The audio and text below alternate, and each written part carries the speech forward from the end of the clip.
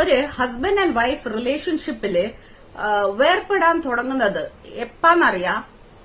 ഒരു ഭാര്യ ഭർത്താവിനോട് ആവുന്നയും പറഞ്ഞുകൊണ്ട് നിൽക്കും. അവൾക്ക് ഇഷ്ടമല്ലാത്ത ഒരു കാര്യം അവര് ചെയ്യുമ്പോ എത്ര പറഞ്ഞു നോക്കിയാലും അയാള് മാറുന്നില്ല എന്ന് പറഞ്ഞാൽ അവള് മടുക്കാൻ തുടങ്ങും. അവള് അത് ബ്രേക്ക് ചെയ്യാൻ ശ്രമിക്കുകയില്ല. റിലേഷൻഷിപ്പിന് എത്രത്തോളം അവളെ കൊണ്ട് കഴിയും അത്രത്തോളം അവൾ സഹിക്കാൻ തുടങ്ങും. അവൾക്ക് ഒരു കഷ്ടം പറയാനോ ഇല്ലേ, അവൾക്ക് ആവശ്യമുള്ള സമയത്ത് അവനോട് സംസാരിക്കാനോ അവൻ അവൈലബിൾ അല്ലായിരിക്കും. അവനോട് അവള് ഗിഫ്റ്റോ ഇല്ല വേറെ ഒന്നും അല്ല ചോദിക്കുന്നത്. അവന്റെ കുറച്ച് സമയം, വിലപ്പെട്ട സമയം അവളെ കൂടെ സ്പെൻഡ് ചെയ്യാനാണ് അവള് ചോദിക്കുന്നുണ്ടാവുക. പക്ഷെ അവളെ ഇഗ്നോർ ചെയ്ഞ്ഞോണ്ട് നിൽക്കും. അവൾക്ക് മനസ്സിലാവുന്നുണ്ട് അവളെ ഇഗ്നോർ ചെയ്യാന്ന്. എന്നാലും അവള് സഹിക്കും. എത്രത്തോളം എന്ന് വെച്ചാ ഭൂമിയോളം അവള് സഹിക്കും.